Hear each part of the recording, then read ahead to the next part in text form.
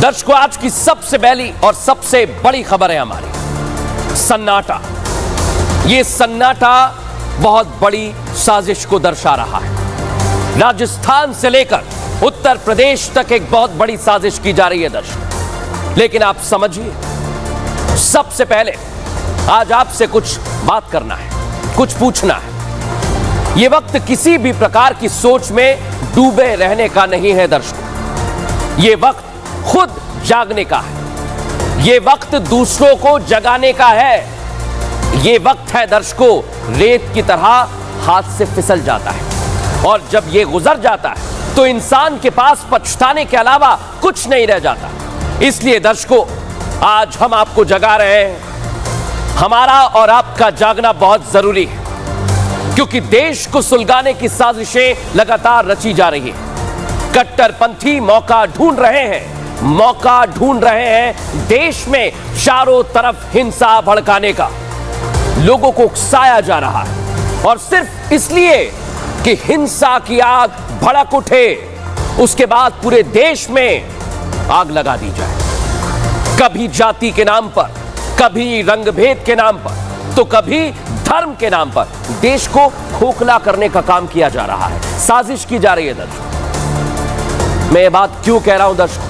बड़ी जिम्मेदारी के साथ कह रहा हूं, क्योंकि ऐसी जानकारियां और ऐसी खबरें आती हैं जिसमें साजिश की बू आती है। राजस्थान से लेकर उत्तर प्रदेश तक दर्शकों, मजहबी साजिश को अंजाम दिया जा रहा है। लोगों की धार्मिक भावनाओं को चोट कर उन्हें उकसाया जा रहा है। दर्शकों, धर्म चाहे कोई भी हो, कभी हिंसा की तरफ प्रेरित नहीं करता है, लेकिन जिस नक्शे कदम पर इन कट्टरपंथियों को चलाया जा रहा है, जिसके निर्देश पर ये कट्टरपंथी चल रहे हैं, वो ना किसी धर्म में लिखा है, ना किसी मजहब में लिखा है, ना किसी किताब में लिखा है। ये सीधे तौर पर लोगों को बरगलाने की साजिश है और देश को सुलगाने का एजेंडा है, जो राजस्थान से उत्तर प्रदेश तक चल रहा है। लेकिन अब आपको मैं तस्वीर दिखाने वाला हूं दर्शकों, और आप देखिए इन शहरों को, इन तस्वीरों को समझिए जरा। ये तस्वीरें बताती हैं कितनी तेजी से उत्तर प्रदेश से लेकर राजस्थान तक ये साजिश पैर पसार चुकी है। चुरू में हाल ही में वाल्मीकि समाज की रामदेवरा पैदल यात्रा के दौरान डीजे बजाने को लेकर विवाद हुआ। मुस्लिम समुदाय के लोगों ने डीजे के साथ तोड़फोड़ की, जिसके बाद बवाल खड़ा हो गया, हंगामा हुआ। पुलिस प्रशासन को चौकसी बढ़ानी पड़ी। इससे पहले राजस्थान के अलवर और कोटा में भी ऐसी तस्वीर सामने आई थी। यहां हिंदुओं की धार्मिक यात्रा के दौरान डीजे को लेकर विवाद हुआ था। उत्तर प्रदेश के मेरठ और बरेली से भी यही खबरें सामने आई थी दर्शकों। पैटर्न एक ही है, जगह बदल रही है, शहर बदल रहे हैं। लेकिन आप सोचिए दर्शकों कि कैसे इस साजिश को अंजाम दिया जा रहा है। लेकिन इन तस्वीरों को देखने के बाद आपके जहन में सवाल जरूर उठ रहे होंगे दर्शकों कि आखिर ये चल क्या रहा है? हिंदुओं के खिलाफ साजिश आखिर कौन रच रहा है? हिंदुओं पर लगातार अत्याचार की घटनाएं बढ़ती जा रही हैं। एक दिन नहीं निकलता कि हिंदुओं और उनके त्योहारों पर, उनकी हर चीज पर दूसरे मजहब के लोग परेशानी जताते हैं। हिंदू शोभा यात्रा निकाले, उससे दिक्कत हो जाती है। कावड़िए जल लेने जाए तो उससे परेशानी खड़ी हो जाती है। हिंदू अपने त्योहार मनाए, इन लोगों को उससे भी दिक्कतें। कौन है ये लोग? और इन सब की शुरुआत हाल ही में हुई है। देखा तो ये जा रहा है कि राजस्थान इसका एपिसेंटर है। ऐसा लग रहा है कि मजहबी साजिश का ये सेंटर बनाया जा रहा है, साजिशन, क्योंकि यहीं से एक के बाद एक हिंदुओं के खिलाफ मजहबी खतरे की घंटी बज रही है दर्शकों। लेकिन यहां सवाल क्या उठता है, समझ लीजिए। यहां सवाल खड़े हो रहे हैं दर्शकों। सवाल ये उठता है, क्या राजस्थान में अब हिंदू सुरक्षित नहीं है? क्या राजस्थान में नफरती आग भड़काने के पीछे कोई बहुत बड़ा एजेंडा चल रहा है? क्या देश में मुसलमानों का एक गढ़ बनाने की बाहर से, सीमा पार से कोई साजिश हो रही है? क्या इस राज्य का इस्लामीकरण करना चाहते हैं कट्टरपंथी? क्योंकि हम देख रहे हैं इनकी नजर है यहां। और इसलिए कहा जा रहा है दर्शकों, क्योंकि बांग्लादेश में जो हालात बने, बांग्लादेश में जो हुआ, क्या इन लोगों की कोशिश भारत में भी वही हालात बनाने की है कि सवाल हर ओर पूछा जा रहा है। सवाल यह भी पूछे जा रहे हैं दर्शकों कि आखिर इससे इन कट्टरपंथियों को क्या मिलेगा। आप सोचिए जरा, हर तरफ ऐसी कोशिश की जा रही है, दो धर्मों के बीच नफरत पैदा कर देश में आपसी सौहार्द बिगाड़ने की कोशिश आखिर क्यों की जा रही है, कौन कर रहा है? क्या यह देश को बांटने की कोई बहुत बड़ी साजिश है दर्शकों? क्या देश के टुकड़े चाहता है? इस सीमा पार से जो साजिश हो रही है दर्शकों, और इसलिए कहा जा रहा है दर्शकों, जो राजस्थान में चल रहा है, चुरू में जो हुआ, सन्नाटा क्यों है चुरू में, वो इस रिपोर्ट से समझिए।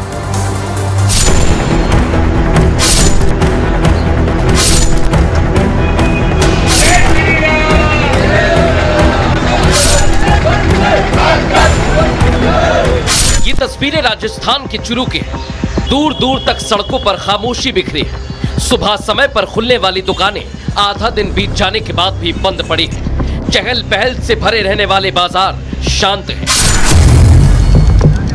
लेकिन ये शांति, ये खामोशी आने वाले तूफान से पहले की है, क्योंकि जिस तरह से लगातार हिंदुओं की धार्मिक यात्राओं पर लगातार चोट की जा रही है, उससे माहौल खराब हो सकता है।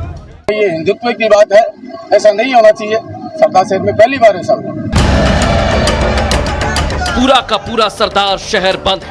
नगर परिषद के सफाई कर्मचारियों ने इस घटना के विरोध में काम भी नहीं किया।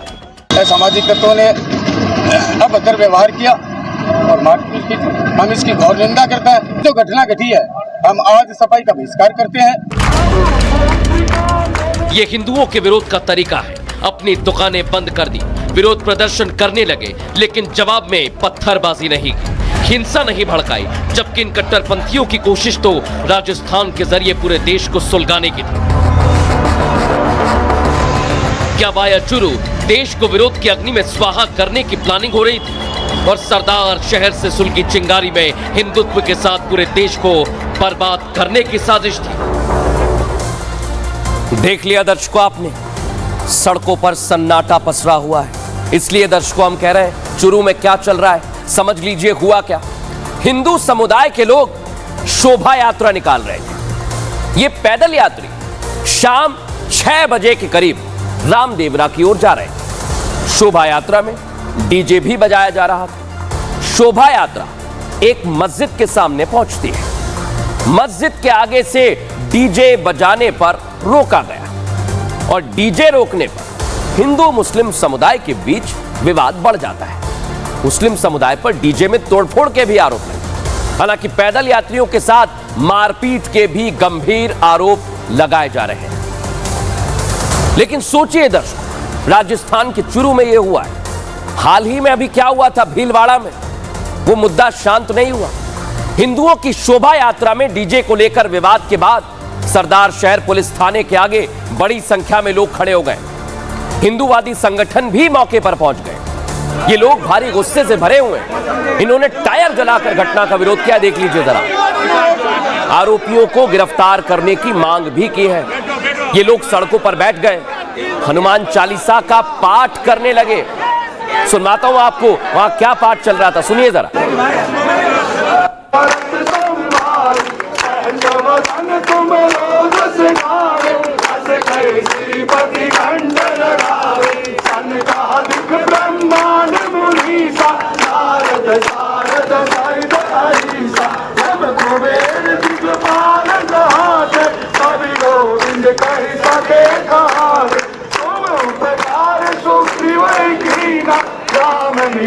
देख लिया दर्शकों आपने, गुस्साए लोगों ने न सिर्फ पुलिस थाने के बाहर बल्कि नगर परिषद के आगे भी धरना देकर अपना गुस्सा जाहिर किया। नगर परिषद के सफाई कर्मचारी हाथों में झाड़ू लेकर, ये देखिए आप, असामाजिक तत्वों की हरकत का विरोध कर रहे थे। देख लीजिए आप, महिलाएं भी हैं। इन लोगों ने विरोध प्रदर्शन के दौरान जय श्री राम के नारे लगाए। वो आपको सुनवाता, सुन लिया दर्शकों।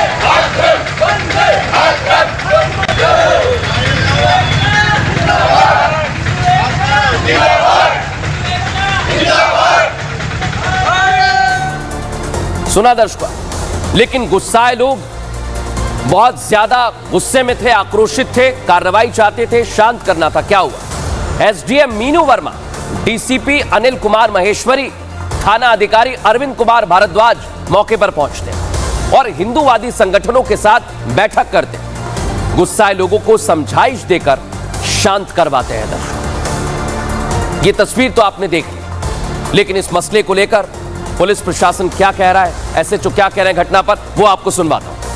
यहाँ स्थानीय वाल्मीकि बस्ती से कुछ लोग संघ के रूप में जा रहे थे। रास्ते में एक व्यक्ति के साथ उनकी कहासुनी हो गई, थोड़ी बहुत मारपीट हो गई। जिस संबंध में ये लोग यहाँ पर इकट्ठे उनको समझा दिया है और जो आरोपी है मुख्य उसको राउंड अप कर लिया है और आगे कार्रवाई कर रही है।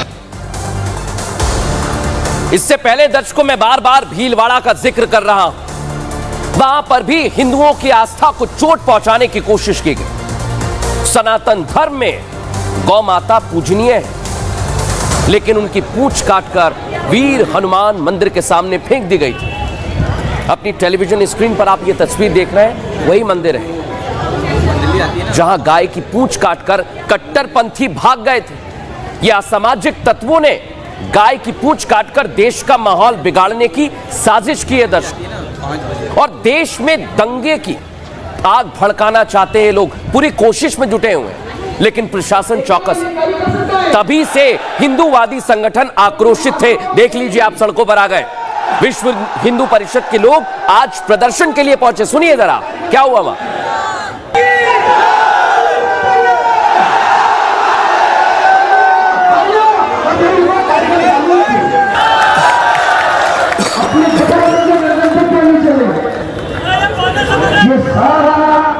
योजनाबद्ध तरीके से काम हुआ है। एक मंदबुद्धि का व्यक्ति अकेला ये कार्य कर सकता है।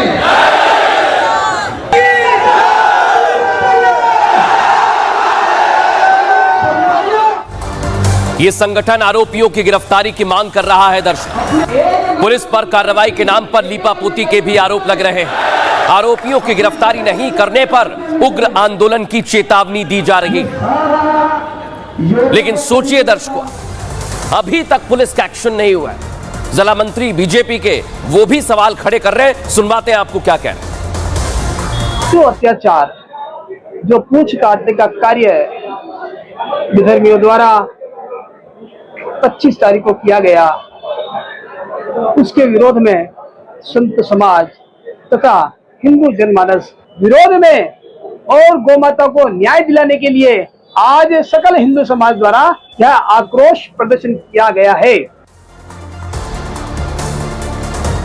देख लिया दर्शकों आपने राजस्थान में क्या चल रहा था। अब आपको मैं लेकर चलता हूं उत्तर प्रदेश, क्योंकि राजस्थान ही नहीं दर्शकों, उत्तर प्रदेश में भी देश का माहौल बिगाड़ने की चिंगारी सुलगाई जा रही है। हिंदुओं को टारगेट पर लिया जा रहा है। पिछले साल सावन में जब कांवड़िए जल लेने के लिए निकले तो बरेली में कुछ कट्टरपंथियों ने कांवड़ियों पर पथराव कर दिया था, आपको याद होगा। इस पथराव के दौरान दर्जन भर कांवड़िए जख्मी हो गए। यहां भी हूबहू यही पिक्चर थी। मस्जिद के बाहर डीजे बजाने को लेकर बवाल हुआ, कांवड़ियों से वाद विवाद की स्थिति बढ़ी, पत्थर तक उन पर फेंके गए थे। तब यह दावा किया गया था कि कांवड़ियों पर हमले की तैयारी पहले से की गई थी दर्शक, पहले से की गई थी। और दूर, ज्यादा दूर की बात नहीं है, मेरठ में दर्शक करीब 15 दिन पहले इसी तरह की तस्वीर सामने आई, वो भी आपको दिखा रहा हूं। 16 अगस्त की तारीख थी दर्शक, मौका था वीरांगना और स्वतंत्रता सेनानी अवंतीबाई लोधी के जन्मदिन का। यही मौका था 16 अगस्त। मौके पर शोभा यात्रा निकाली जा रही थी, लेकिन जब यह यात्रा एक मस्जिद के पास पहुंची तो विवाद बहुत ज्यादा बढ़ गया। मुस्लिम समुदाय के लोगों ने डीजे बजाने को लेकर आपत्ति जताई और इसके पीछे तर्क दिया कि उन्हें नमाज पढ़ने में समस्या हो रही है, जिसके बाद मुस्लिम समुदाय की तरफ से शोभा यात्रा पर पथराव किया गया और शोभा यात्रा में शामिल कुछ लोगों से मारपीट की गई। पुलिस ने हालांकि मौके पर पहुंचकर स्थिति को संभालने के बाद बाजार को बंद करवा दिया था। लेकिन यह क्यों साजिश की जा रही है? ऐसा ही क्यों होता है हर बार दर्शक? अभी जो तस्वीरें मैंने आपको दिखाई वो उत्तर प्रदेश और राजस्थान के अलग अलग जिलों की है, लेकिन यह बहुत संभव है कि विरोध की यह आग आपके प्रदेश तक भी पहुंच जाए। हो सकता है कि ये कट्टरपंथी आपकी गली, आपके मोहल्ले और आपके इलाके में भी ऐसी ही कोई साजिश रच रहे हो। वो साजिश जिसके विरोध की आग भड़क उठे, वो आग जो देश को सुलगा सकती है। इसलिए बहुत जरूरी हमें नजर रखनी है, क्योंकि आग मध्य प्रदेश के उज्जैन के महाकाल की सवारी में भी देखने को मिली। वहां पर भी टारगेट था। यहां एक इमारत पर छत पर चढ़े कुछ शरारती तत्वों ने सड़क से गुजर रही महाकाल की सवारी के दौरान थूक दिया था दर्शक। और इस घटना से गुस्साए संगठनों ने थाने में जमकर विरोध प्रदर्शन किया। हालांकि पुलिस ने तुरंत सक्रियता दिखाते हुए केस दर्ज किया और आरोपियों को पकड़ लिया, जिससे शहर की फिजा बिगड़ते बिगड़ते बच गई। लेकिन बड़ी बात क्या है दर्शक, ये मौका हर बार ऐसा ही नजर आ रहा है और जरूरी नहीं कि हर बार अपराधी पकड़ में आ जाए। जरूरत है सावधान रहने की, ऐसी किसी भी साजिश, किसी भी छलावे में ना आने की, क्योंकि ये साजिश सिर्फ और सिर्फ देश को सुलगाने की है, देश का माहौल बिगाड़ने की है। इसलिए इसका पूरा एक्सरे आज हमने आपको करके दिखाया दर्शक। अब खबरों में आगे बढ़ेंगे दर्शक, और आज सबसे बड़ी परीक्षा में उत्तर प्रदेश के मुख्यमंत्री योगी आदित्यनाथ फर्स्ट क्लास आए, क्योंकि जो दुनिया में नहीं हुआ है दर्शक, वो आज उत्तर प्रदेश में हुआ है। क्या हुआ है, कैसे हुआ है, योगी आदित्यनाथ कैसे पास हुए हैं, दिखाते हैं आपको पूरी एक्सरे रिपोर्ट। क्योंकि दर्शकों, दुनिया भर में 195 देश है, कुछ छोटे कुछ बड़े, लेकिन जो उत्तर प्रदेश के मुख्यमंत्री योगी आदित्यनाथ ने कर दिया, वो शायद दुनिया का कोई देश नहीं कर पाया और शायद कर भी नहीं पाएगा। बड़ी बात कह रहा हूं। आखिर ऐसा क्या किया है योगी आदित्यनाथ ने, वो आपको आगे जरूर बताऊंगा। लेकिन उससे पहले कुछ देश और उन देशों की जनसंख्या आपको दिखा देता हूं। वो जरूरी इसलिए भी है दर्शकों, क्योंकि सीएम योगी ने काम ही ऐसा किया है जो आज तक दुनिया में नहीं हुआ है, दुनिया में नहीं हुआ है। फिर कह रहा हूं आपसे, अब आपको दिखाता हूं कुछ देशों की आबादी। सिंगापुर में 48,39,000 की आबादी है। यूएई की आबादी कितनी है? 45,99,000। न्यूजीलैंड की आबादी कितनी है? 43,12,000। Lebanon 42,24,000। Panama 34,54,000। Uruguay 33,61,000। Armenia 32,30,000। Kuwait 29,85,000। Jamaica 27,19,000। Namibia 21,71,000। Qatar 14,09,000। लेकिन मैंने ये क्यों समझाया आपको, क्यों बताया? इन आंकड़ों के पीछे बहुत बड़ी वजह है और मकसद है दर्शकों, कि इन देशों की आबादी 50 लाख से कम है। यह आपने गौर किया? ये महज कुछ देश के आंकड़े हैं। ऐसे कई देश हैं जहां 50 लाख से कम आबादी है, और यही आंकड़ा उत्तर प्रदेश की खबर से जुड़ा हुआ है दर्शकों, क्योंकि उत्तर प्रदेश में दुनिया की सबसे बड़ी परीक्षा हुई है। 60,000 से ज्यादा पदों पर भर्ती के लिए करीब 48 लाख उम्मीदवारों ने अप्लाई किया था दर्शकों। आप भी उनमें से होंगे। और दर्शकों, देश का सबसे बड़ा सूबा है उत्तर प्रदेश, जहां लगातार प्रतियोगी परीक्षाओं के पेपर लीक हो रहे थे। आपकी समस्या थी 2 दशक जहां नकल माफिया हावी हुए जा रहे थे। नकल माफियाओं से लेकर सॉल्वर गैंग तक सब मिलकर एक नेक्सस चला रहे थे और आपके छात्रों के भविष्य के साथ खिलवाड़ कर रहे थे। लेकिन योगी आदित्यनाथ ने कसम खाई थी दर्शकों, कसम नकल माफियाओं पर नकेल लगाने की। प्रदेश में न नकल माफिया होंगे, ना सॉल्वर गैंग होगा, ये कहा था योगी आदित्यनाथ। और उसी परीक्षा में वो पास हुए। लेकिन कैसे उन्होंने कहा था, पहले आपको वो सुनवाता हूं। पहले दिन से हम लोगों ने तय किया है कि युवाओं के जीवन और उनके भविष्य के साथ जो खिलवाड़ करेगा, हम लोग भी जीरो टॉलरेंस की नीति को अपना करके उन तत्वों से उतनी ही सख्ती और कठोरतम तरीके से निपटने का काम करेंगे जो हमारे युवाओं के भविष्य के साथ खिलवाड़ करने का दुस्साहस करेगा। और कार्रवाई भी ऐसी होगी, क्योंकि हम लोग जब कार्रवाई करते हैं तो उसको एक ऐसा प्रस्तुत करते हैं नजीर बन जाए, नजीर बनवाएंगे। दोषों को के सामने एक उदाहरण प्रस्तुत करवाएंगे। पूरा एक्सरे किया है दर्शकों आपके लिए हमने, कहीं मत जाइएगा, क्योंकि उत्तर प्रदेश में पुलिस भर्ती परीक्षा दुनिया की सबसे बड़ी परीक्षा थी। 5 दिनों में पूरी हुई इस परीक्षा में ना तो कोई पेपर लीक हुआ, ना कोई धांधली हुई, ना सॉल्वर गैंग अपने मंसूबों में कामयाब हो पाया, क्योंकि इस बार इस परीक्षा पर सीधे योगी की पुलिस, योगी आदित्यनाथ की खुद नजर थी। सदन में 1 महीने पहले योगी ने प्रतियोगी परीक्षाओं को लेकर साफ कर दिया था दर्शक, कानून बनाकर बता दिया था अब ना कोई पेपर लीक होगा, ना कोई मुन्ना भाई बन पाएगा, और हुआ भी वही। पेपर खत्म हो चुका है, कोई प्रदर्शन नहीं हुआ, कोई विरोध नहीं हुआ, यूपी में सब कुछ ऑल इज वेल है दर्शक, ऑल इज वेल चल रहा है। लेकिन कैसे कैसे उन्होंने पूरी तैयारी की है वो आपके आगे बताऊं, उससे पहले रिपोर्ट देखिए।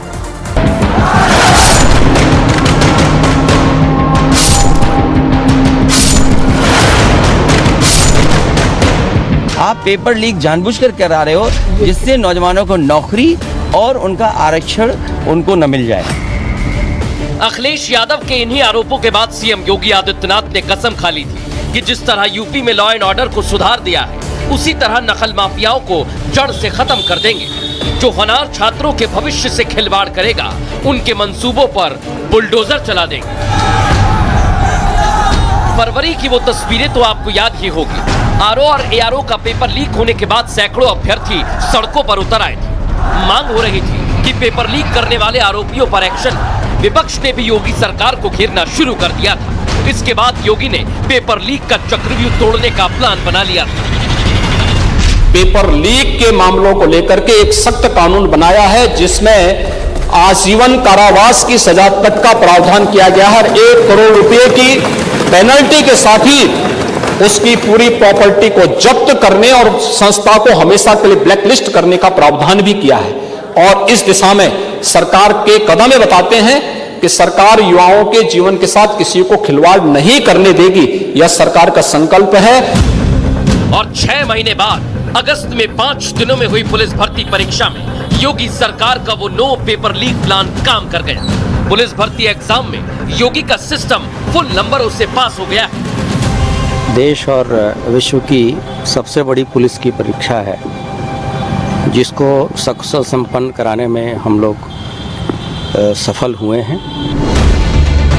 ना कोई पेपर आउट हुआ, ना सॉल्वर गैंग अपने सॉल्वर परीक्षा हॉल तक पहुंचा पाया, और ना ही पेपर माफिया अपने मंसूबों में कामयाब हो पाए। देख लिया दर्शकों आपने फुल प्रूफ प्लान, लेकिन इतना भर नहीं है।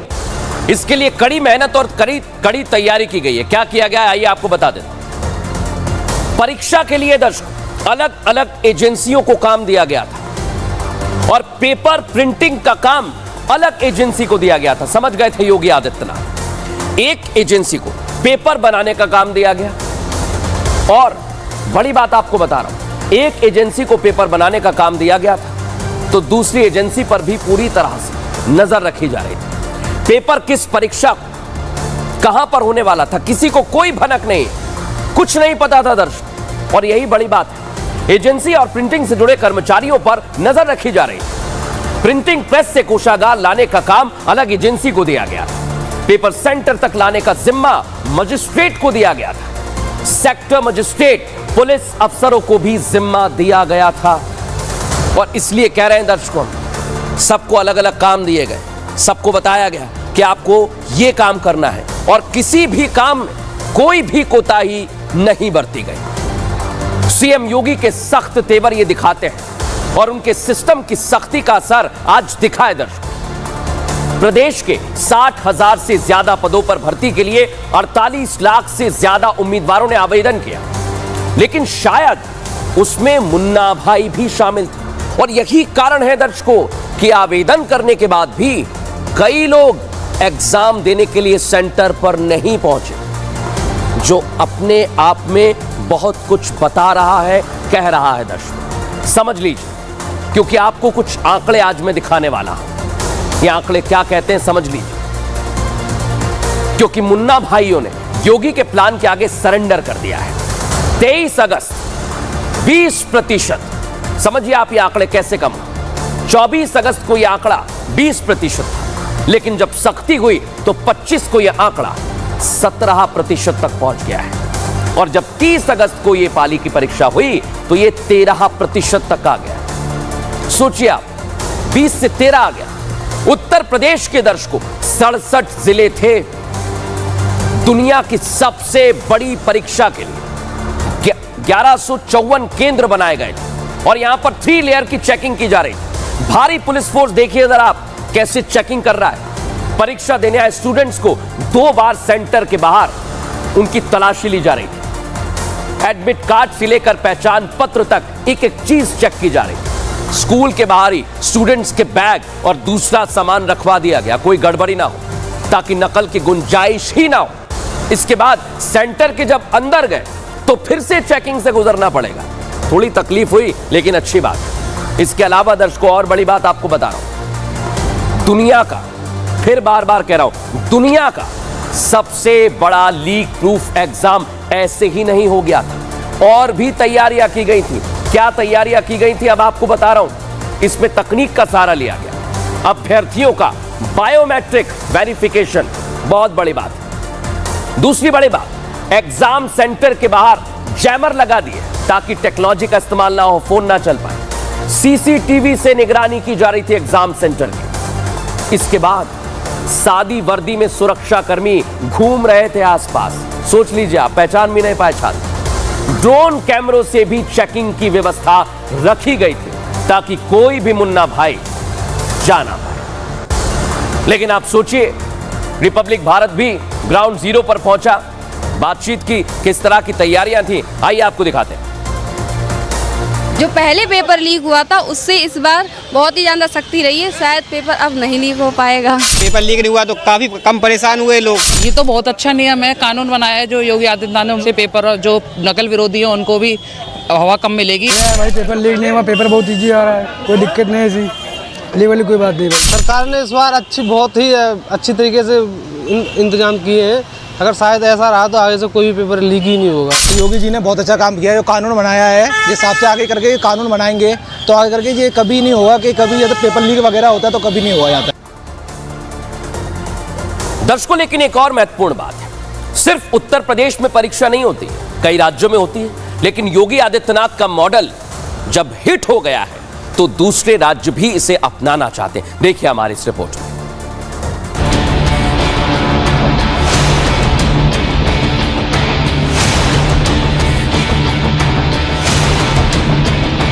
साल 2019 से लेकर 2024 तक कुल 67 प्रतियोगी परीक्षाओं के पेपर लीक हुए। राज्य अलग थे लेकिन पेपर लीक की समस्या एक जैसी ही थी। कभी राजस्थान, कभी मध्य प्रदेश तो कभी बिहार। नकल माफियाओं के तार देश के हर एग्जाम से जुड़ ही जाते थे। छात्रों के भविष्य के साथ खिलवाड़ करने के कारण हजारों छात्रों का भविष्य अधर में लटक जाता था। लेकिन यूपी पुलिस भर्ती परीक्षा में जिस तरह योगी के नो पेपर लीक मॉडल ने कामयाबी हासिल की, उसके बाद पूरे देश में इसे लागू करने की मांग उठ रही है ताकि पेपर माफियाओं को खत्म किया जा सके। योगी जी का नो पेपर लीक मॉडल बिल्कुल एमपी में लागू होना चाहिए, क्योंकि अगर ये लागू होगा तो घोटाले खत्म हो जाएंगे, जिससे हर युवा पीढ़ी खुश रहेगी। वैसे पूरे देश में योगी के मॉडल फेमस है। योगी जो करते हैं दूसरे राज्य क्या बल्कि कई बार दूसरे देश भी उस मॉडल को अपनाने में पीछे नहीं रहते। और पुलिस भर्ती परीक्षा में सीएम योगी का तैयार किया गया चक्रव्यूह इसका लेटेस्ट उदाहरण है। ना तो माफियाओं ने पेपर लीक करने की सोची और ना ही सॉल्वर गैंग एक्टिव हुआ। राज्य ही नहीं, दुनिया अब योगी का मॉडल मांग रही है। दर्शकों, कौन सा मॉडल है वो, आप भी इससे परिचित है, दिखा देता हूं आप। पहला मॉडल है विकास का, जहां इंफ्रास्ट्रक्चर पे ध्यान दिया जा रहा है, मैन्युफैक्चरिंग पे ध्यान दिया जा रहा है। दूसरा मॉडल है बुलडोजर का, और यह मॉडल तो कई राज्यों ने अपना लिया है, बुलडोजर मॉडल जिसकी मैं बात कर रहा हूं दर्शकों, कई राज्यों में चल गया है। तीसरा मॉडल है लॉ एंड ऑर्डर का, जिसमें महिलाओं की सुरक्षा प्रथम है और इस पर और ज्यादा फोकस किया जा रहा है। और चौथा मॉडल, जिसका जिक्र खुद मुख्यमंत्री योगी आदित्यनाथ ने सदन में किया कि माफियाओं को मिट्टी में मिला देंगे। माफियाओं पर लगातार एक्शन लिया जा रहा है दर्शकों, और इसी वजह से दुनिया इस मॉडल की मांग कर रही है, तो कई राज्य पहले ही अपना चुके हैं। लेकिन बड़ी बात क्या है दर्शकों, परीक्षा अब खत्म हो चुकी है अभ्यर्थियों की और योगी सरकार की पुलिस और सिस्टम की भी। योगी सरकार इस परीक्षा में तो अच्छे नंबरों से पास हो गई। इसे लेकर सीएम योगी ने ट्वीट भी कर दिया है, जिसमें उन्होंने पारदर्शी परीक्षा, ट्रांसपेरेंसी बहुत अच्छी बात है और इसके लिए उन्होंने बधाई दी है। दर्शकों, प्रशासन ने जो काम किया है उसके लिए मुख्यमंत्री योगी आदित्यनाथ ने बधाई दी है और कहा है कि आप बधाई के पात्र हैं।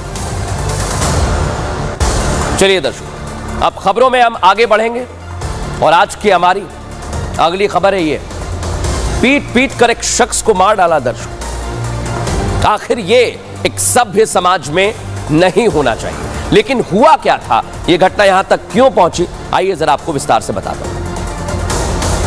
सबसे पहली बात दर्शकों, भारत में बीफ खाना बैन है। भारत में गाय को माता का दर्जा दिया गया है, लेकिन कुछ लोग ना कानून को मानते हैं और ना ही बीफ खाना मना करते हैं। आज कुछ राज्य हैं जहां पर कानून अलग है, लेकिन आज दो खबरें आपके लिए लेकर आया हूं। दोनों ही जगह पर बीफ होने और खाने को लेकर शक हुआ तो हंगामा हो गया। हंगामा इतना बढ़ा कि एक शख्स की पीट पीट कर हत्या कर दी गई। दर्शकों, जिस तरह बीफ खाना गलत है, उसी तरह सुन लीजिए, हम इस तरह की घटनाओं का भी समर्थन नहीं करते। कानून को अपने हाथ में लेना भी उतना ही गलत है। दर्शकों, बिल्कुल भी सही नहीं है। अगर कुछ गलत है, अगर आप लोगों को शक है, तो आप कानून का सहारा लीजिए। इस तरह से लाठी से इंसाफ नहीं होगा। कानून को अगर कोई हाथ में लेता है तो उसके खिलाफ भी कार्रवाई की जानी चाहिए, क्योंकि न्याय करने का लाठी लेकर किसी को हक नहीं है। दर्शकों, और जो खबर अब मैं आपको बताने वाला हूं वो है हरियाणा के चरखी दादरी से, और दूसरी खबर दर्शकों सामने आई है महाराष्ट्र से। दोनों तस्वीरें आपके सामने हैं, लेकिन पहले दर्शकों मैं आपको बताने वाला हूं, जो अभी तस्वीर आप देख रहे थे वो हरियाणा की, और दूसरी तस्वीर आप देख रहे हैं महाराष्ट्र। महाराष्ट्र में क्या हुआ ये भी समझ लीजिए। नासिक में दर्शकों ये तस्वीर सामने आई जो मैंने आपको दिखाई, जहां एक चलती ट्रेन में अशरफ नाम के शख्स की पिटाई सिर्फ इसलिए कर दी गई क्योंकि ट्रेन में मौजूद लोगों को शक हुआ कि अशरफ अपने साथ बीफ लेकर जा रहा है। वो तस्वीर दिखाइए, ये है वो तस्वीर। इसी संदेह के आधार पर 4 से 5 लोगों ने पहले तो उसे पकड़ लिया, फिर उसे घेर लिया। इतने पर भी बात नहीं बनी तो गाली गलौज करते हुए उसे कैमरे में कैद कर लिया। बताया जा रहा है कि अशरफ अपनी बेटी के घर जा रहे थे, लेकिन इसी दौरान कुछ लोगों को शक हुआ। सुनिए जरा वहां हुआ क्या था।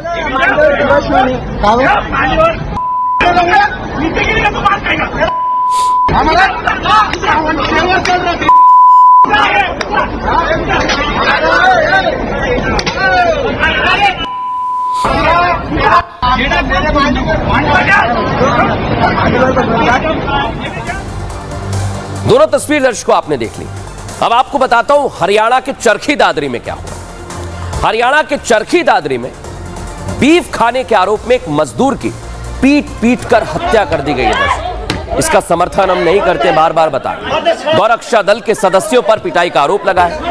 मारपीट का वीडियो भी सामने आया है, जिसमें एक शख्स सबरुद्दीन नाम के युवक को बुरी तरह लाठी डंडों से पीटता हुआ दिखाई दे रहा है। इससे पहले आरोपियों ने इसे 100 मीटर तक दौड़ाया, फिर दोबारा पकड़ लिया, जिसके बाद उसे इस कदर पीटा गया कि उसकी जान चली गई। दर्शक, ये बिल्कुल नहीं होना चाहिए। कानून किसी को भी हाथ में लेने की इजाजत नहीं है, लेकिन इस मसले को लेकर मुख्यमंत्री ने भी संज्ञान लिया। मुख्यमंत्री से भी सवाल किया गया है। हरियाणा के मुख्यमंत्री नायब सिंह सैनी क्या कह रहे हैं वो आपको सुनवाते हैं।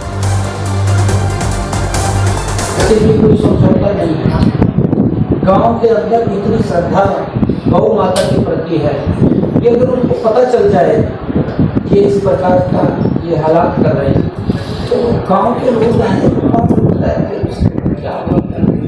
परंतु मैं ये कहना चाहता हूँ इस प्रकार की घटनाएं नहीं होनी चाहिए और ये घटनाएं दुर्भाग्यपूर्ण है। दर्शकों, न्यूज का एक्सरे में एक खबर आपको बागपत से दिखा रहा हूं, जहां से हैरान करने वाला वीडियो सामने आया है, जहां मुस्लिम समुदाय के कुछ लोगों ने पुलिस की वर्दी को तार तार कर दिया। देख लीजिए आप ये तस्वीर। पुलिस यहां झगड़े की शिकायत पर पहुंची थी, लेकिन ये लोग पुलिस पर ही भारी पड़ गए। मुस्लिम समुदाय के लोगों ने पुलिसकर्मी के साथ न सिर्फ अभद्रता की, बल्कि खाकी वर्दी का भी अपमान किया। कानून का मखौल उड़ाया गया। पुलिस के जवान पर हमले की कोशिश भी की गई। पुलिसकर्मी के साथ गाली गलौज तक की गई। पुलिसकर्मी को धक्के देकर वहां से हटा दिया। इस मामले में पुलिस ने जवान, जो परिवार वाले दिख रहे हैं, उनके खिलाफ केस दर्ज कर लिया है। लेकिन आप सुनिए जरा वहां क्या हो रहा था।